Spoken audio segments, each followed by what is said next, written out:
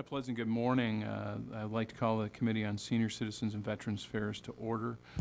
Note that we are on Senate television this morning. And with that, Mr. Clerk, will you please call the roll to establish quorum?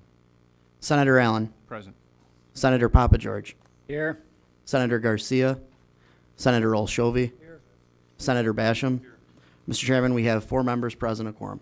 Thank you very much. Senator Papa George moves with support from Senator Olshovi that the minutes from the Wednesday, April 23rd meeting be adopted by unanimous consent. This morning, last week, we took testimony on House Bill 5174. Mr. Gustelli, could you just give us a quick review so that our members, this is Representative Palladori's bill, and this is part of our veterans package that we've been working on in a bipartisan manner. Thank you, Mr. Chair. Yeah, briefly, House Bill 5174 amends or essentially allows a service person who's called up to active duty, allows them to get out of their any motor vehicle lease that they may have.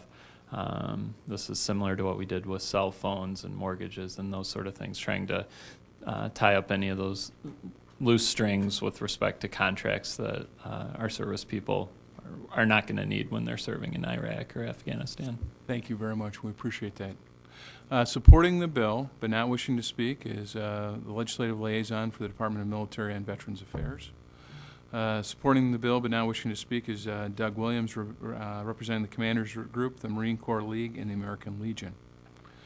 And then we also have my friend Lino, and I wish you well on your state convention on Friday up north, supporting the bill but not wishing to speak from the Purple Hearts.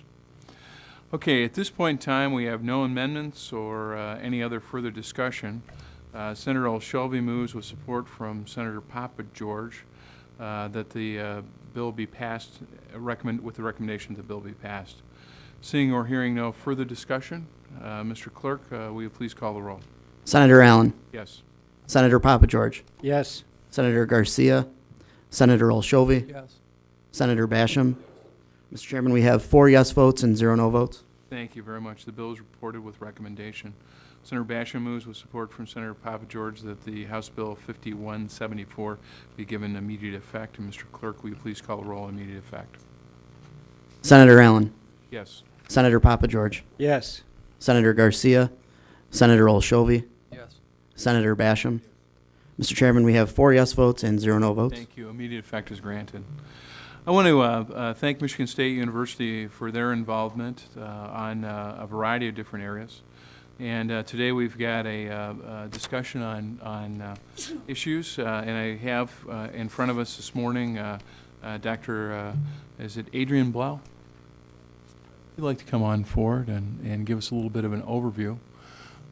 We appreciate your time. As you know, we've been spending about the last year trying to deal with the issues of the men and women coming home from Iraq and Afghanistan, and I appreciate your guys' time. And Senator Papa George.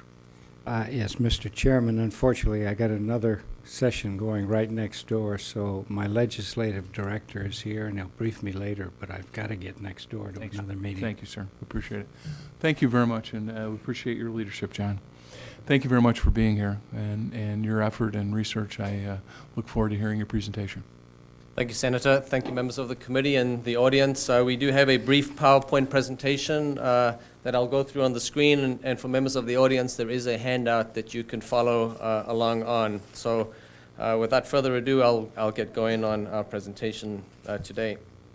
So today what we'd like to report on is our research study on returning veterans in the Michigan National Guard and some preliminary findings that we've come up with so far.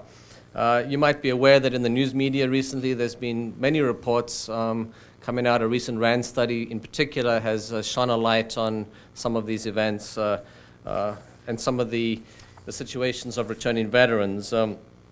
Again, as I said, our study has to do with the Michigan National Guard in particular. Just some brief background material. The majority of deployments to Iraq, Afghanistan, and other military destinations from Michigan are from members of the National Guard and Reserves. There's 350,000 total National Guard and Reserve members, And this is approximately 40 to 50% of total forces deployed in Iraq and Afghanistan. About 14% are women. In Michigan, just some general background information, approximately 19,000 service members, spouses approximately 9,000, and about 16,000 children involved in that. Since 9/11/2001, approximately 8,600 service members have deployed in various situations abroad, Iraq, Afghanistan, and other destinations. Currently, there's approximately 755 Guard members and 411 Air Guard members deployed, but these numbers are continually changing all the time. The next two slides I want to show are maps of Michigan, and the point I want to show about these slides is that the National Guard is spread throughout the state of Michigan. These are numbers as of April 11, 2001, April 28, 2008. The darker areas on this map represent, so if you look at the map, the darker areas represent higher density of National Guard members. I know the numbers are very small. There wasn't a way to enlarge these numbers, but as you'll see, every county has some Army National Guard member, and that these are spread through every county throughout the state. Some counties have large numbers, in the hundreds. Other counties have small numbers, just in the single digits, 3, 7, those kinds of numbers. All right, I want to talk a little bit about deployment stress on the family. This is a part of our Family Impact Seminar series. And one of the things that in our work with the National Guard is that as these families return home and as the soldiers return home and reintegrate into their families, this is always a stressful experience. So for example, there's a lengthy separation, usually between 12 and 15 months. Although technology has helped service members be in contact with their families via email and video conferencing and things like that, it's still a lengthy separation. Roles change. Each family member experiences stress differently.